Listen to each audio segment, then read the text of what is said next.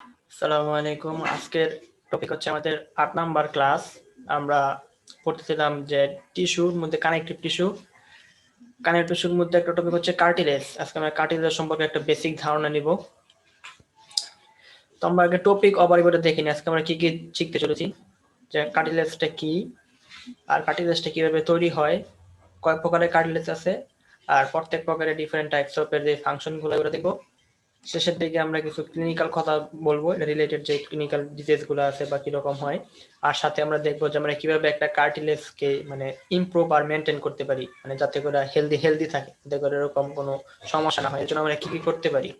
এটা লাস্টেরটা হচ্ছে আর কি একটা অ্যাডভাইসের মতো, যে আমরা পেশেন্টদের কিরকম অ্যাডভাইস দিব, যে একটা কার্টিলেজের সমস্যা থাকলে কি কি করতে বলতে পারি। আচ্ছা, তো প্রথমে আসি যে আমাদের কার্টিলেজটা কি। সোজা কথায় কার্টিলেজ হচ্ছে একটা কানেকটিভ টিস্যু।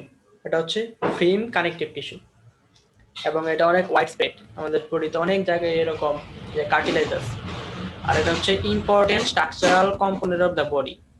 আমাদের বডির একটা ইম্পর্টেন্ট স্ট্রাকচারাল কম্পোনেন্ট, অনেক ইম্পর্টেন্ট। কেন ইম্পর্টেন্ট এটা সামনে আমরা জানবো। আর হচ্ছে কি যে কার্টিলেজ কিভাবে তৈরি হয়, এটা হচ্ছে comprise of cartilage cell and matrix. আগেই বলে আসছি, যা কিছু তৈরি হোক না কেন, অর্গান সিস্টেম কার্টিলেজ বোন সব কিছুই সেল থেকে তৈরি। মূল হচ্ছে সেল, আর সাথে থাকবে কিছু ম্যাট্রিক্স। এই যে এখানে আমরা দেখতে পাচ্ছি যে এই যে এই যেটা মাউসটা যেখানে আছে, এগুলো হচ্ছে সেল, সাথে এগুলো হচ্ছে ম্যাট্রিক্স, আর এগুলো হচ্ছে কিছু ফাইবার জাতীয় জিনিস। এগুলো দ্বারা মানে ফুলটা হচ্ছে একটা কার্টিলেজের পিকচার, এর মধ্যে কি থাকে, সেল থাকে। এই যে এই পিঙ্ক কালার গুলো সেল, সাথে থাকে এরকম ম্যাট্রিক্স থাকে।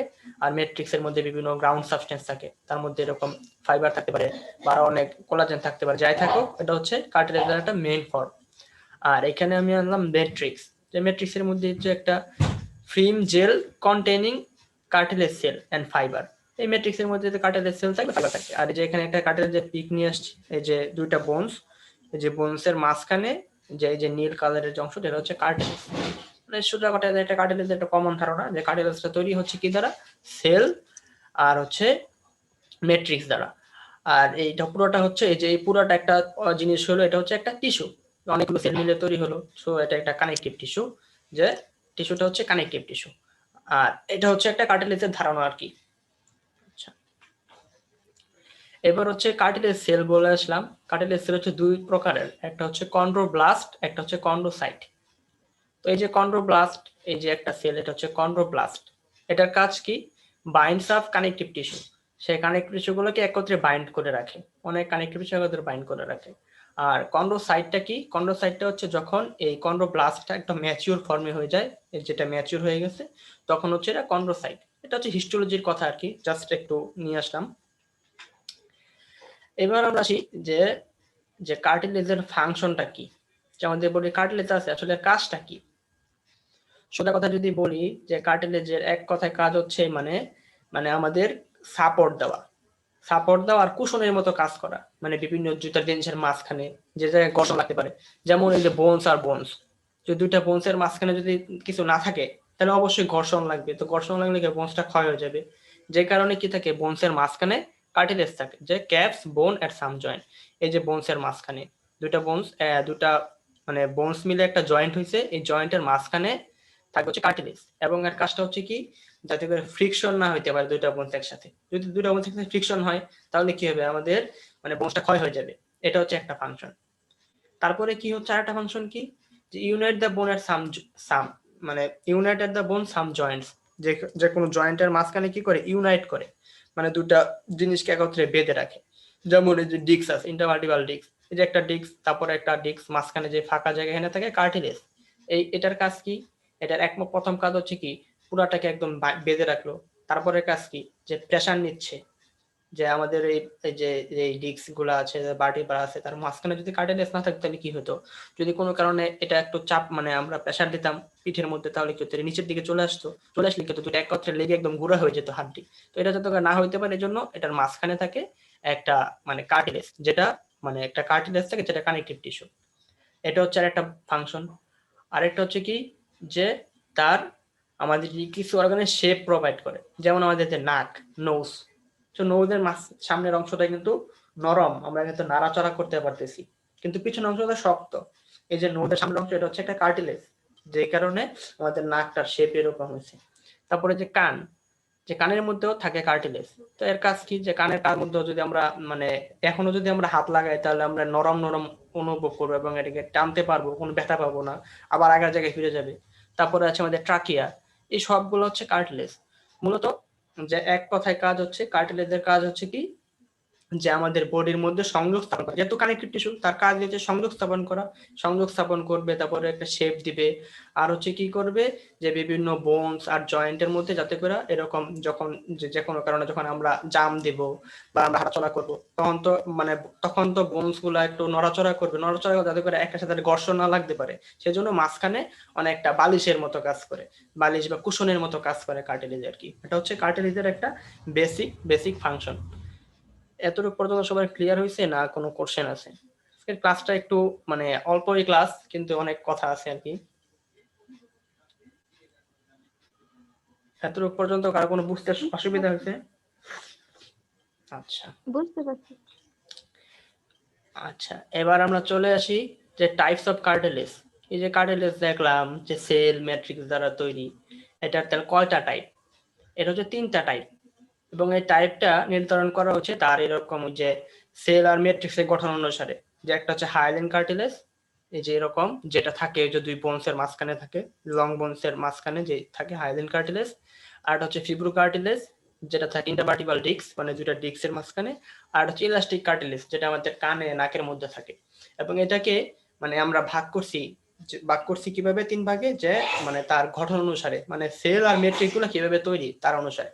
যেমন সাপোজ যদি আমি বলি যে হায়ালিন কার্টিলেজ, তো এটাতে কি থাকবে, এটাতে সেল থাকবে, সেলের সাথে কি থাকবে, গ্রাউন্ড সাবস্টেন্স থাকবে, গ্রাউন্ড সাবস্টেন্স বা এক্সট্রাসেলুলার ম্যাট্রিক্স থাকবে। ওটাতে কি থাকবে, ওটাতে প্রচুর পরিমাণে মানে ফাইবার থাকবে, কোলাজেন ফাইবার থাকবে, ইলাস্টিক ফাইবার থাকবে। কিন্তু এর সাথে সাথে কি থাকবে, বিভিন্ন প্রকার বায়োকেমিক্যাল প্রোডাক্ট, যেমন কনড্রাইটিন সালফেট, এরকম কিছু উপাদান থাকবে। কারণ কি, তার এই যে এই দুই বন্ডসের মাঝখানে তার কাজটা কিন্তু যে সংযোগ স্থাপন করা বা আর্টিকুলেশন করা, মানে একটা বোনসকে আর সাথে বাইন্ড করা। এর জন্য এটা একটু শক্ত হইতে হবে। যদি একদম মানে ইলাস্টিক হয় তাহলে সে তো আর বাইন্ড করতে পারবে না, মানে আর্টিকুলেশন করতে পারবে না। সেজন্য এটা একটু শক্ত, যেমন কনড্রাইটিন সালফেট বিভিন্ন প্রকার কাজ থাকবে যাতে শক্ত থাকে। তারপরেরটাতে কি হলো, এটা আমরা বললাম ফিব্রো কার্টিলেজ। এই ফিব্রো কার্টিলেজ কোথায় থাকে বললাম, যে ইন্টারভার্টিবাল ডিস্ক। তার মানে কি, তাকে প্রচুর প্রেসার নিতে হবে, কারণ এই দিকতে যখন আমরা মানে চাপ প্রেসার আসবে তখন এটা নিচের দিকে চলে আসবে, তখন এখানে কিন্তু প্রচুর পরিমাণ প্রেসার নিতে হবে। সেই জন্য এখানে কি থাকতে হবে, এমন ভাবে তৈরি হইতে হবে এটাকে যাতে করে সে প্রেসার নিতে পারে। সেজন্য কি এখানে এরকম সেল থাকবে, সেলের পাশাপাশি মানে কোলাজেন ফাইবার বেশি থাকবে যাতে সে প্রেসারটা নিতে পারে। আরেকটা হচ্ছে এই যে এখানে ইলাস্টিক, সেটা ইলাস্টিসিটি দরকার। যেমন নাক, যে আমরা যদি নাকটাকে ব্যাকা করে মানে চেপে ধরে ছেড়ে দিই আবার আগের জায়গায় ফিরে আসে, কান, এগুলো যে ইলাস্টিক কার্টিলেজ। সো এখানে কি থাকতে হবে, এখানে তার যে এরকম উপাদান থাকতে হবে, ইলাস্টিসিটি থাকতে হবে। সেজন্য এখানে সেল থাকবে, সেলের পাশাপাশি তার ইলাস্টিক ফাইবারটা বেশি থাকবে। আচ্ছা, এই হচ্ছে 3টা কার্টিলেজকে আমরা এইভাবে ভাগ করলাম, যে একটা একটু একটু মানে মানে তার গঠনের ভিত্তিতে, মানে তার মাইক্রোস্কোপিক স্ট্রাকচার সবগুলোতে সেল আর ম্যাট্রিক্স আছে, কিন্তু তার মধ্যে কিছু গঠনগত উপাদানের ভিত্তিতে 3 ভাগে ভাগ করা হয়েছে, যে হায়ালিন, ফিব্রো কার্টিলেজ, ইলাস্টিক কার্টিলেজ। আচ্ছা, এখন আমরা সামনের দিকে আগাই। যে সামনে যে প্রথমে আমরা আসছিলাম যে হায়ালিন কার্টিলেজ, এটা হচ্ছে most abundant cartilage in the body. আমাদের বডিতে প্রচুর পরিমাণে হায়ালিন কার্টিলেজ আছে। আর এর মেইন ফাংশন কি, সাপোর্ট এন্ড কুশন আর রেজিস্ট কম্প্রেশন, মানে আমাদের বডিকে সাপোর্ট দান করে আর কুশন দেয়। কুশন মানে ওই যে বললাম যে বালিশের মতো কাজ করে, দুইটা বোনসের মাঝখানে থাকে যাতে ঘর্ষণ না লাগতে পারে। আর রেজিস্ট কম্প্রেশন, অনেক সময় সে প্রেসারগুলোকে কম্প্রেস করে, মানে কম্প্রেস প্রেসার নিতে পারে। যে যেরকম ওই যে হাঁটুর মধ্যে যেই কার্টিলেজটা আছে, যে আমাদের নির মধ্যে নি জয়েন্টে যেই বোনসের নিচে যে কার্টিলেজ যেরকম যে আর্টিকুলার, এটা অনেক সময় আর্টিকুলার কার্টিলেজ বলে, এই যে একটা কার্টিলেজ। তো তারা কি করতেছে, যখন বোনে প্রেসার করতেছে তখন তার প্রেসারটাকে তারা নিচ্ছে, যে প্রেসারটাকে নিয়ে তারা এই দুই বোনসের মধ্যে যে একটা ঘর্ষণ হওয়ার তো কথা ছিল, ফ্রিকশনটাকে তারা প্রতিরোধ করতেছে। আর এটা কোথায় কোথায় পাওয়া যায়, মেনলি পাওয়া যায় হচ্ছে নাকে, nose, and of long bones, এই যে লং বোনস এর শেষে, আর হচ্ছে রিবস আর ট্রাকিয়া। তো এখানে আমরা একটা এই যে কোস্টাল কার্টিলেজ অফ রিবস, এই যে কোস্টাল কার্টিলেজ অফ রিবস এটা নিয়ে আসলাম। এটা কারণটা কি, যে এই যে রিবস গুলো আছে, সেই রিবস গুলো যখন স্টার্নামের সাথে লাগে, তারা কি রিবস গুলো ডাইরেক্ট গিয়ে লাগে না, তারা যখন লাগে তখন যে রিবসের শেষে একটা কার্টিলেজ হয়, ও কার্টিলেজ গুলো যে নীল যেগুলো আছে, নীল কালার, এটা হচ্ছে কার্টিলেজের মাধ্যমে এই রিবস স্টার্নামের মধ্যে লাগে। তো এখন এটার উপকারিতা কি, এখন যদি কারো এরকম হার্ট সার্জারি করতে হয়, আমরা জানি হার্ট থাকে কি এই রিস্ক কেসের ভিতরে, তাহলে কি তার বোনস গুলো যদি কেটে হার্টটাকে অপারেশন করতে হয় বা সার্জারি করতে হয়, তাহলে তো সে মারাই যাবে। তখন কি করা হয়, কার্টিলেজটাকে কাটা হয়, এবং কার্টিলেজটা সহজে কাটা যায়, একটু নরম থাকে, আবার এটাকে স্টিচও করা যায়। তো সেই জন্য কি একটু সুবিধা হলো আমাদের। তার পরবর্তীতে কি, যে এক্সপ্যান্ড অ্যান্ড কন্ট্রাক্ট, যখন আমরা শ্বাস নিচ্ছি তখন লাংসটা কিন্তু এক্সপ্যান্ড হচ্ছে। এখন যদি এখানে কার্টিলেজ না থাকতো, জাস্ট এরকম বোনস আইসা টানার সাথে লাগতো, তাহলে বোনস গুলো হচ্ছে ফিক্সড, সে তো আর নড়তে পারতো না, তাহলে লাংসটা এক্সপেন্ড হতো না। তো যখন আমাদের লাংসটা এক্সপেন্ড হচ্ছে, তখন এরকম যে আমাদের মানে চেস্টটা এরকম ফুলে উঠতেছে, তখন কি আমাদের বোনস গুলা কি ওই মুহূর্তে মুভমেন্ট করে না, মুভমেন্ট করে ওই যে কার্টিলেজ, কারণ ওটার মধ্যে কিছু পরিমাণ ইলাস্টিসিটি আছে, ইলাস্টিক ফাইবার আছে, ওই ইলাস্টিক ফাইবার গুলা তাকে এরকম মুভমেন্ট করে। আবার যখন আমরা মানে এই শ্বাসটা ছেড়ে দিচ্ছি, মানে এক্সেল করতেছি, তখন আবার আগের জায়গায় ফিরে আসতেছে। এটা হচ্ছে যে হায়ালিন কার্টিলেজের একটা কাজ, যে আমরা রিবকেজের মাধ্যমে নিয়ে আসলাম। আর এখানে যে মাইক্রো স্ট্রাকচার নিয়ে আসলাম, এই যে এখানে সেল থাকবে, যেটা আগে বলছিলাম যে সেল থাকবে, কিছু ম্যাট্রিক্স থাকবে, এই সেলগুলো ম্যাট্রিক্স সিক্রেশন করবে, তার মধ্যে কি থাকবে, কোলাজেন থাকবে, মানে কন্ড্রাইটিন সালফেট থেকে ইলাস্টিক ফাইবার থাকবে, যে জন্য এই কন্ড্রাইটিন সালফেট থাকার কারণে যেটা একটু হার্ড টাইপের, মানে একটু শক্ত, মানে অন্য দুইটা টাইপ থেকে এই যে এই হায়ালিন কার্টিলেজ যেটা, সেটা একটু মানে হার্ড। হার্ড হওয়ার কারণ কি, আগে বললাম যে তাকে প্রেসার নিতে হচ্ছে, মানে তাকে সাপোর্ট দিতে হচ্ছে, সেই কারণে এটা হার্ড থাকবে। এটা হচ্ছে হায়ালিন কার্টিলেজের একদম বেসিক একটা কথা। এবার আসি আমরা ফিব্রো কার্টিলেজ। তো এটা হচ্ছে আর একটা টাইপ অফ কার্টিলেজ। এটা হচ্ছে very thick fibre of collagen, intermediate between elastic and hyaline. যেমন বলে আসলাম যে হায়ালিনটা একটু একটু হার্ড, আর তার থেকে একটু কম হার্ড হচ্ছে ফাইব্রো, তার থেকে কম হার্ড হচ্ছে ইলাস্টিক, যে কারণে এটা মাঝামাঝি পর্যায়ে আছে। আর এটা থাকে কি very thick fibre of collagen, এখানে প্রচুর পরিমাণে এই যে এখানে অনেক কোলাজেন ফাইবার থাকে। আর কোলাজেন ফাইবার থাকার কারণটা কি, কারণ এই যে হাইলি কম্প্রেসেবল। কম্প্রেসেবল মানে হচ্ছে যে প্রচুর পরিমাণে সে ওয়েট নিতে পারে এবং চাপ সহ্য করতে পারে, এবং টেনশন গুলাকে সে এরকম নিতে পারে, মানে যত পরিমাণ চাপ প্রেসার যে কম্প্রেস করি, যদি চাপ দাও এটাকে নিতে পারে। ওটা নেওয়ার জন্য তত শক্তি লাগবে। ও শক্তিটা কোথা থেকে পায়, সেই যে ছেলের গঠনের মধ্যে, মানে তার মানে যদি মাইক্রোস্কোপিক বা হিস্টোলজিক্যাল দেখি, তখন তার গঠনের মধ্যে কি আছে, অনেক কোলাজেন ফাইবার আছে, যে কারণে সে তার মধ্যে ফাইবার থাকার কারণে সে এরকম কম্প্রেস নিতে পারে, মানে হাইলি কম্প্রেসেবল। আর এটা আমরা কোথায় কোথায় পাই, এটা হচ্ছে আমরা পাই হচ্ছে ইন্টারভার্টিবল ডিস্ক, নিউমিনিসকাস আর পিউবিক সিম্ফাইসিস। এখন এই ইন্টারভার্টিবল ডিস্ক, তার মধ্যে কিন্তু প্রচুর পরিমাণে আমাদের প্রতিনিয়ত প্রেসার পড়তেছে, আমাদের প্রেসার নিতে হচ্ছে। সেই প্রেসার নেওয়ার জন্য এই মানে যদি এরকম এই দুই ভার্টিব্রার মাঝখানে এরকম ফিব্রোকার্টিলেজ না থাকতো, তাহলে কি হতো, আগে বলছিলাম যে দুইটা একত্র হয়ে যেত, হয়ে গিয়ে কি এরকম মানে দুটা সংঘর্ষ হইতো, সংঘর্ষে কি বোনসটা নষ্ট হয়ে যেত। সো এই জন্য তাকে প্রেসার নিতে হয়, প্রচুর প্রেসার নিতে পারে এই মানে ইন্টারভার্টিবল ডিস্কের মাঝখানে যে ফিব্রোকার্টিলেজটা আছে। তারপরে যে নি জয়েন্ট, নি জয়েন্টের মধ্যে উপরের দিকে ছিল যে আমরা বললাম যে আর্টিকুলার কার্টিলেজ থাকে বা হাইলিন কার্টিলেজ থাকে। তারপরে এই নি জয়েন্ট কি, তাকেও তো প্রচুর প্রেসার নিতে হয়, আমাদের বডির সমস্ত ওয়েটটা কিন্তু এই নি জয়েন্টের উপরে পড়তেছে। তো নি জয়েন্টের উপর যখন ওয়েটটা পড়ে, তখন কিন্তু তাকে প্রচুর পরিমাণে এরকম প্রেসার নিতে হয়। সেজন্য ওইখানে হাইলিন কার্টিলেজও আছে, তার পাশাপাশি যে নি মিনিসকাস যেটাকে বলে, ওইটার মধ্যেও কিন্তু আছে ফিব্রো কার্টিলেজ, সে এরকম প্রচুর কম্প্রেসেবল প্রেসার নিতে পারে। আর এটা হচ্ছে পিউবিক সিম্পাইসিস। এটার কাজ কি, এটা থাকে কোন জায়গায়, আমরা সবাই তো হিপ বোন দেখে আসছি, যদিও ছবি দেওয়া দরকার ছিল, আচ্ছা ঠিক আছে মনে নাই। আচ্ছা, এই হিপ বোনের দুটা পিউবিক সিম্পাইসিস এর মাঝখানে মানে থাকে হচ্ছে আমাদের এই পিউবিক সিম্পাইসিস। এটার কাজ কি, এটা হচ্ছে যখন মানে একজন ওমেন প্রেগনেন্ট হয়, তখন আমরা সবাই জানি তার এরকম যে ওইখানে ইউটেরাসটা অনেক গুণ বড় হয়ে যায়। তো তার যে প্রেসারটা পড়ে, যে একটা বেবির ওয়েট প্রায় 3 থেকে 3.5 কেজি থাকে, তো ওই ওয়েটটা নেওয়ার জন্য ওইখানে পিউবিক সিম্পাইসিসটা ওই ওয়েট পুরাটাকে নেয়। এই জন্য ওইটা ওইখানে থাকে কি, যে ফিব্রোকার্টিলেজ থাকে। এটা হচ্ছে ফিব্রোকার্টিলেজের কথা। এবার আমরা আসি যে আরেকটা লাস্ট টাইপের কার্টিলেজ হচ্ছে কি, আমাদের ইলাস্টিক কার্টিলেজ।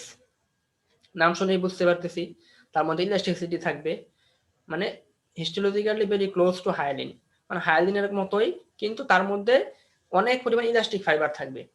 আর এটা হচ্ছে কি ভেরি ফ্লেক্সিবল, প্রচুর পরিমাণে ফ্লেক্সিবল। ফ্লেক্সিবল মানে কি, তাকে যদি টেনে ছেড়ে দেওয়া হয় আবার আগা যায় ফিরে আসতে পারে। আর এটা কোথায় পাওয়া যায়, আমরা পাই হচ্ছে আমরা এয়ার অ্যান্ড ইপিগ্লটিস, কানের মধ্যে পাই, আর হচ্ছে ইপিগ্লটিসে পাই। এই যে কানের মধ্যে, যে আমরা যদি এটাকে মানে যেটাকে কান মোচড়া দেয় বাংলায় বলে, যদি মোচড় দেয় তাহলে কি হয়, আবার সে আগা যায় ফিরে আসে, মানে ব্যান্ড এন্ড ফ্লেক্স হতে পারে। আর ইপিগ্লোটিসের মধ্যেও থাকে আমাদের এই ইলাস্টিক কার্টিলেজ, যে গলার মধ্যে যে ইপিগ্লোটিসে যে পুরা নীল যে কালারটা আছে সম্পূর্ণটা হচ্ছে ইলাস্টিক কার্টিলেজ। এর মধ্যে দিয়ে কি হয়, যেটাকে অনেক সময় আমরা বলি যে এটা হচ্ছে একটা ঢাকনার মতো ইপিগ্লোটিস, যে এখান দিয়ে ইপিগ্লোটিসের পরে দুটা পাইপ আছে, একটা হচ্ছে আমাদের ইসোফেগাস আর একটা হচ্ছে ল্যারিংস, দুটার মাঝখানে থাকে। তো এই সেটা মুভেবল করতে হয়, যখন আমরা বাতাস নিই তখন একবার খোলে, যখন খাবার খাই তখন খোলে। তো এই জন্য এটাকে মুভেবল করতে, আর এরকম এখানে এটার এই যে ইপিগ্লোটিসের সামনে এটার পিছনে থেকে থাইরয়েড গ্ল্যান্ড, সেটাকে সে হালকা প্রোটেকশন দিচ্ছে। মানে এই জায়গায় ইপিগ্লোটিসের মধ্যে আমাদের ইলাস্টিক কার্টিলেজ থাকে। ইলাস্টিক কার্টিলেজের কাজই হচ্ছে কি, মানে ফ্লেক্সিবল, যেখানে কিছু ফ্লেক্সিবল করে, যেমন নোজের সামনে এই থাকে ইলাস্টিক কার্টিলেজ, যে যেমন নাকটাকে এরকম ডানে বামে করতে পারি, কান, এই জায়গায় ইলাস্টিক কার্টিলেজ থাকে।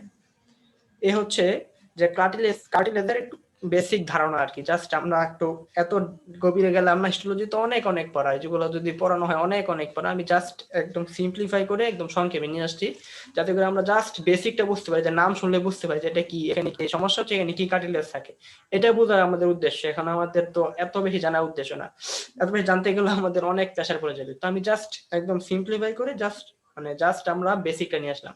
আর এখন আমরা দেখবো যে এই কার্টিলেজে কি কি সমস্যা হইতে পারে সচরাচর। যদিও এটা পরের পড়া, যেহেতু রিলেটেড সেজন্য এখানে নিয়ে আসছি। যে এখানে মূল সমস্যা হচ্ছে যে এই কার্টিলেজের মধ্যে কোনো ব্লাড ভেসেল নাই, মানে ব্লাড ভেসেল নাই, সেই জন্য এটা যখন ইনজোর্ড হয় তখন হিল হয় না ভালো মতো। আর ব্লাড ভেসেল নাই, এখন কোশ্চেন হতে পারে ব্লাড ভেসেল ছাড়া সেটা বেঁচে আছে কিভাবে, বা থাকে, বডি তো সবকিছু ব্লাড সাপ্লাই লাগে, পুষ্টি লাগে। তো এটা হচ্ছে আশেপাশের যেগুলো আছে ওইখান থেকে ডিফিউশনের মাধ্যমে সে ব্লাড পায়। যেমন এই যে বোনসের তো ব্লাড সাপ্লাই আছে, সেই বোনস থেকে সে ডিফিউশনের মাধ্যমে, মানে ডিফিউশন করে যেটুকু চুষে আসে সেটার দ্বারা সে মানে তার কাজকর্ম চালায়। সেই জন্য যখনই কোনো কার্টিলেজ আমাদের ইনজোর্ড হয় তখন এটা ভালো মতো হিল হয় না। আর এখানে কি কি কার্টিলেজ ইনজোর্ড হতে পারে, মোস্টলি হয় আমাদের হাঁটুতে দুই প্রকার হইতে পারে নিয়ের মধ্যে। একটা হচ্ছে কি, যে আমরা মানে অ্যাক্সিডেন্ট হলো বা পড়ে যে ব্যথা পেলাম, তখন কি হলো, এই যে এই জায়গায় ড্যামেজ হয়ে গেল, এটা একটা। আরেকটা হচ্ছে কি, আমাদের সারাদিন মানে আমাদের যে ওয়াইট এন্ড টিয়ার, আমরা কাজকর্ম করতেছি, মানে প্রচুর করে প্রেসার করতেছে, দৌড়াদৌড়ি করতেছে, তো ওই কারণে কি হলো, যে কোনো কারণে আমাদের মিনিস্কার যেটা আছে সেটাতে এরকম ইনজোর্ড হলো, সেই কারণে হতে পারে। আরেকটা সবচেয়ে থেকে মোস্ট কমন হচ্ছে ডিস্ক প্রলাপস। এটা নিয়ে নোমান ভাই অনেক একটা ব্লগও আছে, যে ডিস্ক প্রলাপস মানে ডিস্কে কি কি সমস্যা হয়, ওইটা একটা মেজর ইস্যু। ওই ইস্যুতে কিন্তু আমাদের অনেক পেশেন্ট আসবে, যে এরকম ডিস্ক প্রলাপস হয়ে গেছে, বা ডিস্কে সরে গেছে, ডিস্কে হার্নিয়েশন হয়েছে, অনেক কিছু আছে। তো এগুলো তো অনেক পরের পড়া। জাস্ট এখানে কি হয়, যে এই যে মাঝখানে দুটা ভার্টিব্রাল কার্টিলেজ আছে, এটা হচ্ছে ফিব্রো কার্টিলেজ। মানে যে কোনো কারণে এটা কোন দিকে সরে, এটা কিন্তু এদিকে সরে না, এই যে এদিকে কিন্তু যায় না, এটা হচ্ছে এই যে এই পাশে যে গ্যাপটা, যেটা এই গ্যাপের দিকে, এখান দিয়ে কিন্তু আবার মানে আমাদের ওই যে নার্ভটা যায়, মানে সাইটিক নার্ভ বা যেই ভার্টিব্রাল কলাম ইয়েটা আছে, ওটা এটার মাঝখান দিয়ে পাস হয়, মানে এই পাশ দিয়ে। তখন যে কোনো কারণে যখন কি হয়, যে কোনো কারণে ডিস্কটা প্রলাপস হয়ে এখান থেকে, ডিস্কের ভিতরে তো আমরা পরে আসলাম সেল থাকে, ম্যাট্রিক্স থাকে, আর ম্যাট্রিক্সটা কিন্তু জেলি লাইক। তো জেলি লাইক উপাদানটা যে কোনো কারণে কি হয়, এখান থেকে স্লিপ করে এদিকে চলে আসলে কি হয়, তখন এই যে নার্ভটার উপরে যে সাইটিক নার্ভ আছে, বা ওইটার মধ্যে প্রচুর পরিমাণে প্রেসার দেয়। তো প্রেসার দিলে এখানে পেন ফিল হয়। তো এটাকে বলা হয় ডিস্ক প্রলাপস। আর এটা হয় কি কারণে, ফিব্রো কার্টিলেজের কারণে। তো এটা যখন আমরা মেডিসিন পড়বো, তখন অনেক জায়গায় লোক সহকারে বলাই থাকবে যে এরকম ফিব্রো কার্টিলেজের মেডিসিন, মানে এটার আবার নাম আছে, যে বিভিন্ন বাড়ি বা নাম অনুসারে, ওগুলো যখন ডিজিজ করবো তখন পড়ে। জাস্ট এখানে মূল কথাটা হলো, আমার ফিজিওলজির কথাটা আর কি, যে এই ফিব্রো কার্টিলেজটা তার এরকম জায়গা থেকে বের হয়ে প্রলাপস করে চলে আসে, এইরকম এই সায়াটিক নার্ভে মানে প্রেসার দেয়, তখন সে পিঠে ব্যথা অনুভব করে। এটা হচ্ছে কথা আর কি। যে আরেকটা হচ্ছে যে আমরা কিভাবে এটা মেনটেন করতে পারি, মানে কার্টিলেজ যাতে ইনজুরি না হয়, মানে ইমপ্রুভ কার্টিলেজ হেলথ, এর জন্য কি করতে পারি, যে আমরা আমাদের হেলথ, তার ওয়েটটা ঠিক রাখতে পারি, হেলদি ওয়েট ঠিক রাখতে পারি। যখন একটা মানুষ ওভার ওয়েট হয়ে যায়, তখন কিন্তু তার সব জায়গাতেই বেশি বেশি চাপ পড়ে। আর একটা হচ্ছে কি, আমরা ব্যালেন্স ডায়েট করতে পারি, যে আমরা এরকম ফ্রুটস, ভেজিটেবল, তারপর হচ্ছে আমরা পর্যাপ্ত ফ্যাট, ভিটামিন এগুলো খাইতে পারি। আর একটা হচ্ছে কি, ড্রিঙ্ক প্লেন্টি অফ ওয়াটার, প্রচুর পরিমাণে পানি খাইতে পারি। কারণ কি, যে এটা হচ্ছে যে এখানে কার্টিলেজটা কিন্তু অনেকটা মানে যদি জয়েন্টস এর ক্ষেত্রে বলি, ওখানে কিন্তু ফ্লুইড থাকে, মানে যেটাকে বলা হয় সাইনোভিয়াল ফ্লুইড। সাইনোভিয়াল জয়েন্টে থাকলে, জয়েন্টের সময় পড়বো, তো ওই ফ্লুইডটা যদি মানে ঠিক মতো মেনটেন থাকে, তাহলে কিন্তু এখানে সমস্যা হয় না। যদি কোনো কারণে এরকম ওই ফ্লুইডটা কমে গেল, তখন কিন্তু সমস্যা হয়। এই জন্য আমরা কি করতে পারি, drink plenty of water, balance diet নিতে পারি, আর হচ্ছে কি আমাদের ওয়েটটাকে ঠিক রাখতে পারি। তো মোটামুটি আজকে এই হচ্ছে আমাদের ক্লাস। Thank you.